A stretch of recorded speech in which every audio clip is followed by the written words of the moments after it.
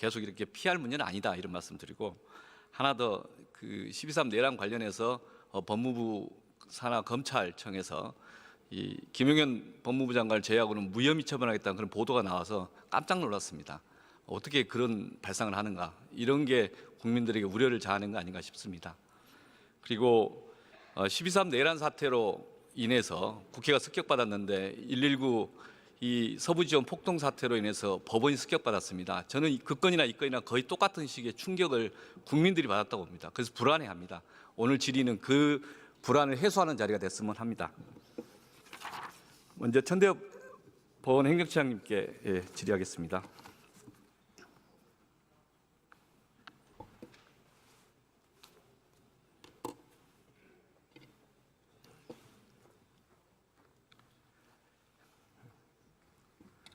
처장님, 그 우리나라 헌법 질서상 저항권은 인정되는 건가요? 예, 저항권 이제 명문으로 규정되어 있지는 않지만 헌법 교과서라든지 헌법학자들에 의해서 많이 논의되고 있는 것으로 알고 있습니다. 예. 그러면 저항권 행사 요건은 어떻게 되는가요?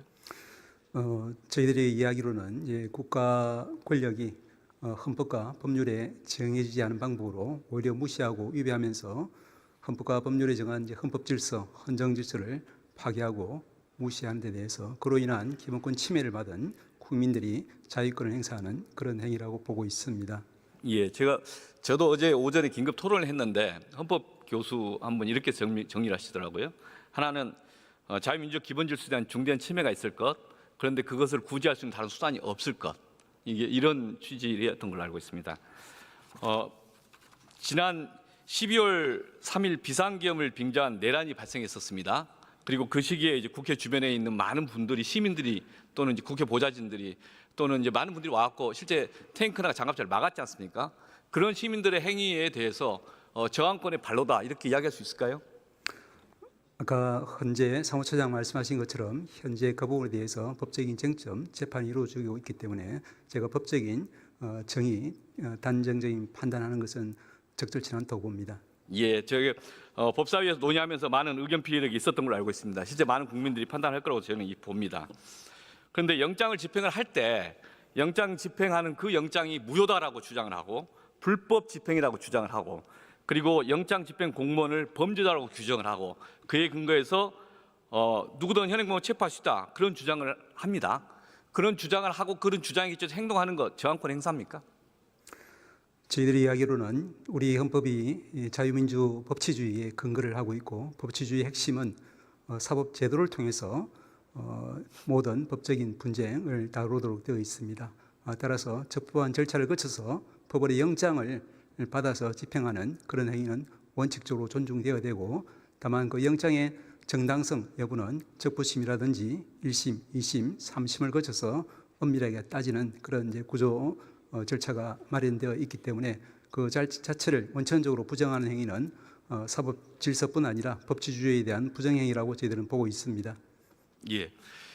또 하나 질문하겠습니다. 서부지원에서 구속영장 발부한 그 결정에 대해서 불복하고 나서 다수가 법원을 난입해서 하여간 파괴하고 위협하고 그런 행위가 벌어졌습니다. 그 가담자들은 저항권을 행사한 겁니까?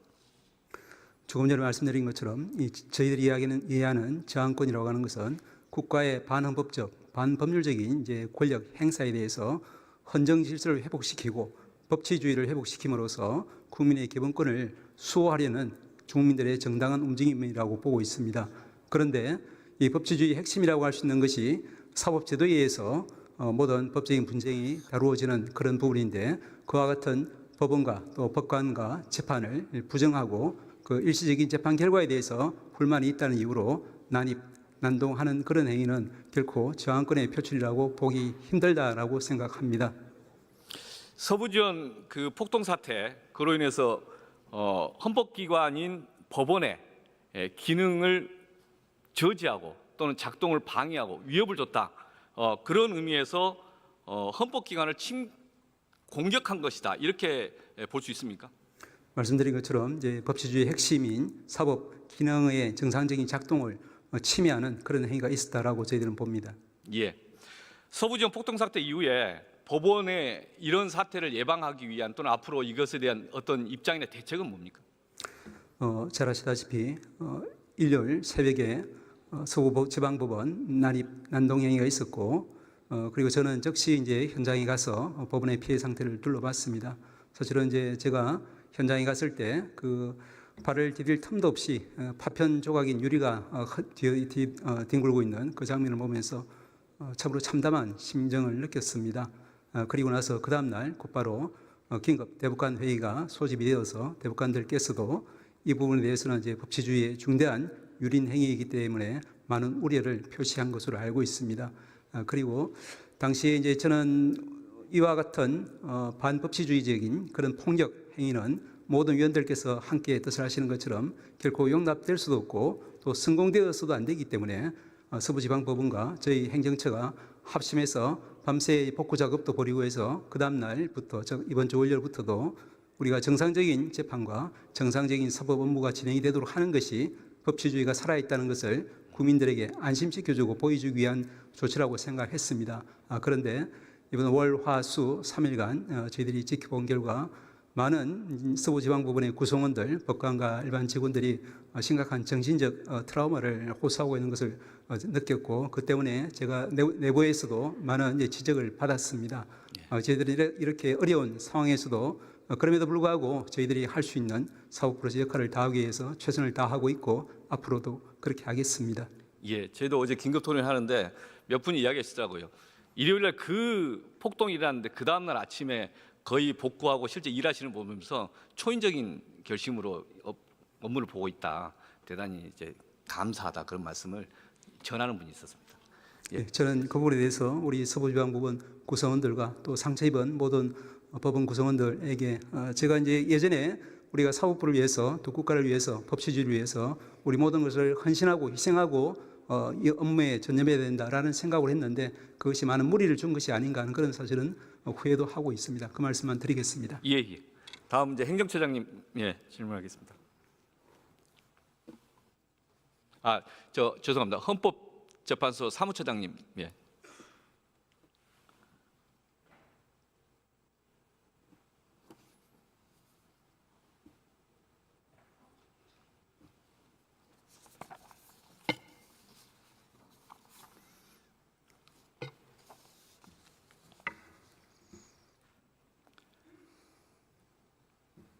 SNS로 돌아다니는 글 중에 하나가 있는데요.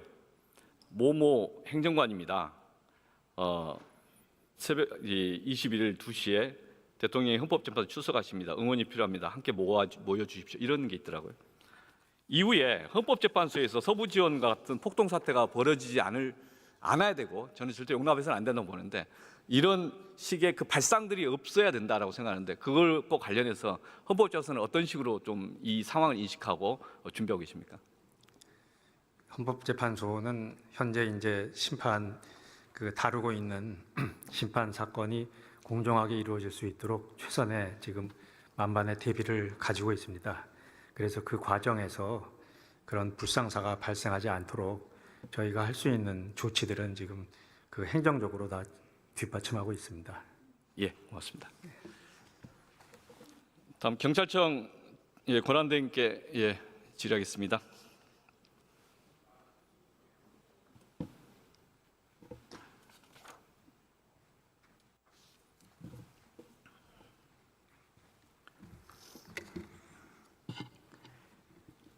화면 하나 보실 필요가 있는데요. 화면에가 최근에 보도되는 게 있습니다. 국민의 미디어 TV에서 경찰이 시위대가 건물에 들어갈 수 있도록 길을 터주고 진입을 유도하는 그런 기획을 한 거 아니냐 이런 식의 이야기를 하는데 이게 사실이냐? 사실이라면 황당하고 국민들이 더 황당할 거고 그다음에 실제 현장 관리는 어떻게 된 것이냐? 이거 설명을 한번 해주시죠. 당시에 시위대가 안에 경찰이 길을 터줬다는 것은 행원님 계속 말씀드렸듯이 그 당시에 그 경력이 고립돼서 공격당할 위험이 있을 때 부상이나 이런 걸 우려해서 잠시 부대 이동했다가 신체 보호복 착용 후 다시 진입을 시켰던 거고요. 그 전반적인 상황에 대해서는 사실과 확인 중에 있습니다. 그리고 또 화면에 나온 JTBC 문제는 저희들이 해당 보도에 대해서는 아마 방심위가 지금 심의 신청이 접수된 걸로 알고 있습니다. 그 결과에 따라서 저희들이 조치 필요성이 있는 것들은 조치하도록 하겠습니다. 예, 명확한 입장 표명을 하신 거죠. 이게 잘못된 표현이다 이렇게. 그거는 뭐 제가 아직 방심위에서 심의 나오는 대로 저희들이 필요한 조치를 하겠습니다. 예. 아까도 한 분이 질의를 하셨는데 최상목 권한대행이 한 8시간 지나서 입장 표명을 하셨어요. 그래서 이제 최상목 권한대행이 상황 파악을 제대로 하고 있었나라는 이제 질문이 있습니다. 이거 어떻게 보십니까? 뭐 그 당시에는 뭐 최상목 권한대행께서도 바로 발생했을 때는 몰랐을 거라고 생각을 합니다. 통상적으로 이와 같은 경우는 서울청장, 뭐 시원경찰청 이렇게 해서 치안 관련 문제는 일단 선조치해서 상황을 해결하고 보고하는 것이 통상 내기 때문에 그 나중에 그 지시하고 이런 것은 뭐 거의 적절하다고 생각을 합니다. 예. 그 내용과 관련해서 이거 한 6시간 동안 보고도 안 하니까 최상목 권한대행 패싱 아닌가 이런 식의 보도도 있더라고요. 그건 아닙니다. 왜냐하면 직접 전화면 상황 계통으로 예. 충분히 여러 부처가 관련이 됐을 때 초동 조치 때 보고하는 거고요. 저희들만으로 이미 상황 대치 중에 있는 상황이기 때문에 이미 초동 조치 상황은 지난 상황입니다. 저는 12.3 내란 사태 직후에 국무위원들이 제대로 대응을 못했다라는 비판을 많이 했습니다. 다 도망가고 도주했던 거 아니냐 내지는 방관했던 거 아니냐 비판했는데 129 폭동 사태에도 실제 저는 이 법원을 침탈한 것이라 그렇게 중요하게 봅니다. 그러면 진작 권한대행이 현장에 한번 가봤어야 되는 건데 현장 한번 방문했습니까? 그건 뭐 제가 사실 확인은 못했고요. 충분하게 바로 그 다음 날 뭐 감식 다 끝나고 바로 법원에서 바로 복구 조치한 걸로 알고 있습니다. 그러면 지금 이 경찰에서 같이 이야기해서 행안부든 법무부든 같이 관계장관 특별히 이 사안에 대해서는 법치주의에 대한 중대한 도전이고 이걸 용납하면은 대한민국의 기본 질서가 유지될 수 없다. 그래서 이 부분은 엄중히 끝까지 수사해서 철저하게 처벌하겠다. 이런 입장 표명을 권한대행한테 건의해서 같이 하자고 해야 되는 거 아니에요? 저도 9시에 지휘부 회의를 즉시 열어서 그 엄정 대처 입장을 표명했고요. 권한대행께서도 충분히 10시쯤에 업무 지시로 뭐 엄정 대처하라는 그 지시가 내려왔고요. 그 다음 날 또 관계장관 회의 때도 강조하셔서 뭐 말씀하셨던 걸로 알고 있습니다. 그래서 문제라는 겁니다. 이게 일반적 사건 중에 하나로서의 이게 그 문제가 아니라 지금 내란이 일어나가지고 내란에서의 지금 재판 탄핵도 이루어진 상황에서 사법부를 공격하면 또 다른 2차 내란이라고 하고 국민들이 불안해하는데 이 부분에서 권한대행이 전면에 나서서 이런 문제는 정말 용납할 수 없습니다. 내각이 다 나서서 이건 문제 그런 입장 표명을 해야 되는 거 아닌가요? 제가 뭐 거기까지는 깊이 말씀드리긴 어렵고요. 다만 이번 사태도 의원님 말씀대로 중대한 법치주의엔 도전이라고 생각하고 있기 때문에 저희들이 거의 아주 수사도 아주 단호하게 수사하는 것으로 지금 진행하고 있습니다. 그러면 하나만 더 질문하겠습니다. 이게 우발적인 폭동인가요? 일단 폭동이라는 데는 뭐 동의를 하고요. 우발적인지 계획적인지는 수사를 해봐야 될 것 같습니다. 저 이걸 지금 어떤 사실관계를 단정할 수 있느냐에 대한 의문이 있습니다. 다만 제가 몇 가지 자료를 쭉 보니까 사전에 기획된 거 아니에요? 어제 토론자 중에서 한 분이 그런 이야기 하더라고요. 준비된 의도가 있었던 것 같이 느껴진다라고 하는 분이 있었어요. 그게 이제 사전에 계획이 있었을 것 같은 정황도 있다는 거죠. 7층에 영장 판사실을 딱 알고 간다든지 또는 그 라이터 기름에 방화를 하는 그 과정들에 대해서 좀 준비가 되지 않고는 쉽지 못하는 일을 한다든지 또는 랜턴이 있는데 그 랜턴 자체가 되게 고휘도 아주 밝다는 거죠. 그러니까 이것은 정전을 염두에 두고 갈 때 사용되는 준비된 물품 아닌가. 이상하다. 집회하러 간 사람이 그걸 준비했냐. 또는 그 과정을 비치게 되면 카메라가 그 사람을 못 찍는다는 거예요. 그러니까 촬영을 방해하는 효과가 있다. 그다음 현장의 증거인멸에 관한 것들이 있지 않습니까? CCTV에 대해서 서버를 파괴했다든지 또는 이제 실제 영상 기자들이 하는 이야기인데 생방송 그 영상 관련된 녹취를 하는 것, 메모리를 탈취해가는 과정들이 납득이 안 간다는 거예요. 그걸 어떻게 알고 굳이 그걸 가져가려고 했을까?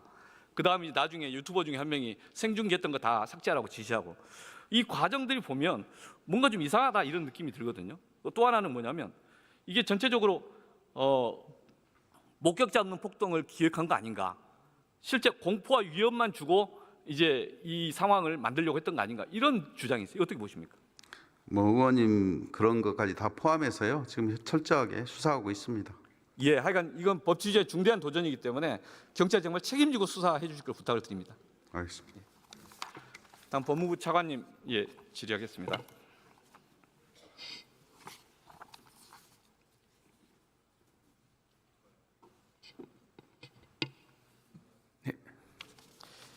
차관님, 내란 선동죄 통진당 사건에서 내란 선동죄였던 판결입니다. 네네. 화면에 있는 거요. 네. 이 판결 다 잘 아시죠, 이 내용? 네네. 예.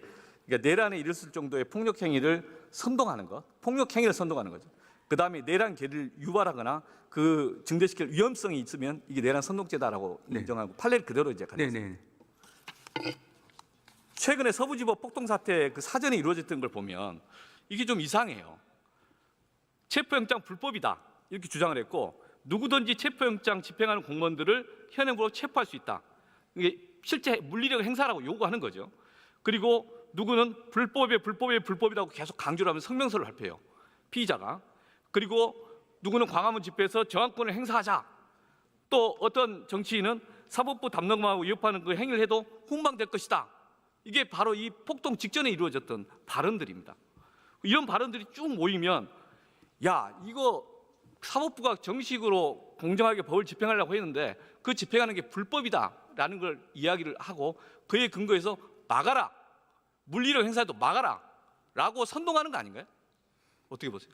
근데 기본적으로 아까 내란 선동이라는 걸 말씀하셔서 부연 설명드리면 기본적으로 내란이 돼야 되는 건데 내란이 되는지 여부에 대해서는 단순하게 이른바 폭동으로 일컬어진 사태만으로 되는 것은 아니고 뭐 조직 체계도 갖춰야 되지 않겠습니까? 그래서 그 부분이 확인이 되지 않는 상황에서 내란이라고 단정하기는 어려운데 앞에서 말씀하셨던 여러 가지 발언들은 또 일부는 변호인으로서의 뭐 발언도 있고 어떻게 보면 정치적 수사로 평가할 수 있는 발언도 섞여 있습니다. 그래서 이 발언들이 하나의 목적을 위해서 일련의 과정에서 이루어진 것인지 여부는 별도 확인해야 될 것 같습니다. 그게 확인돼야지 이 부분이 의미하는 바가 무엇인지를 정확하게 말씀드릴 수 있을 것 같습니다. 맞습니다. 그 동의하고요. 근데 지금 요 문제에 대해서 내란이냐 국헌문란의 목적의 포인트는 헌법기관인 법원을 무력화시키거나 기능을 장애시키려는 그런 의도를 갖고 집단적으로 했으면은 국헌문란의 목적이 있는 거죠. 폭동이 있었냐? 폭동이 있었다는 데는 동의를 하는 거고 이미 다 아니까. 그런데 내란 목적으로 해서 기획된 의도된 행동이 있었을 것 같은 추정들이 발생하고 있어서 수사 잘해야 된다. 요거 잘 이게 실제 이 사람들이 만약에 이심 전심으로 해서 뭉쳐서 하는 행위였다면 이건 내란이다라고 주장하는 겁니다. 어떻게 보세요? 기본적으로 뭐 수사의 영역에 제한이 없다. 그리고 철저하게 수사를 해야 된다라는 점에 대해서는 공감합니다.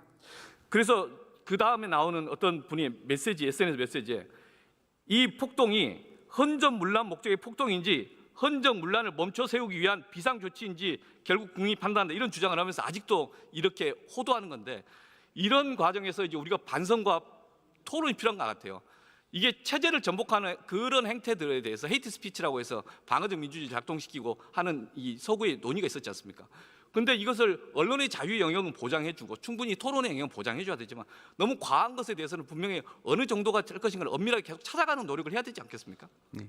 네, 기본적으로 이제 특히 이제 내란 선전에 대해서 많이 언론에 얘기가 되는데 이 선전이라고 하는 것은 기본적으로 어떻게 보면 어떤 사후적으로 그 행위를 평가하는 것하고 처벌되는 선전은 차이가 나거든요. 그래서 위원님께서 말씀하신 부분도 유념해서 수사계에서 철저하게 수사를 할 것으로 알고 있는데 다만 그 과정에서 정당하게 보호돼야 될 의사표현의 자유가 과도하게 제약되는 일은 있어서는 안 된다는 생각을 다시 한번 말씀드립니다. 예. 다음 여기까지 하겠습니다. 오동훈 우리 공수처장님.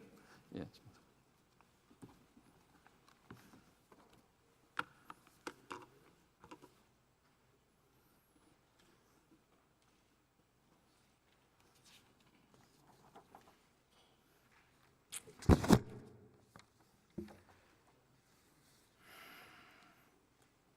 기사인데요.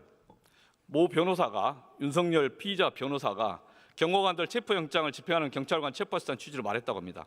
이러면 공무집행 방해 교사죄가 될 수 있는데 변호사법에 의하면 공수처장도 징계를 요구할 수 있다고 합니다. 징계를 신청해야 한다고 합니다. 이거 어떻게 검토해 보실 생각 있으십니까? 변호사법에 보면은 징계 개시 신청과 관련돼 가지고 지금 수사기관의 의무 조항으로 되어 있습니다. 예. 그 구체적으로 그런 사실관계가 있는지를 확인한 다음에 필요한 조치가 필요하면 그것도 의무 사항으로 나와 있으니까 적절한 조치를 취하겠습니다. 예, 감사합니다.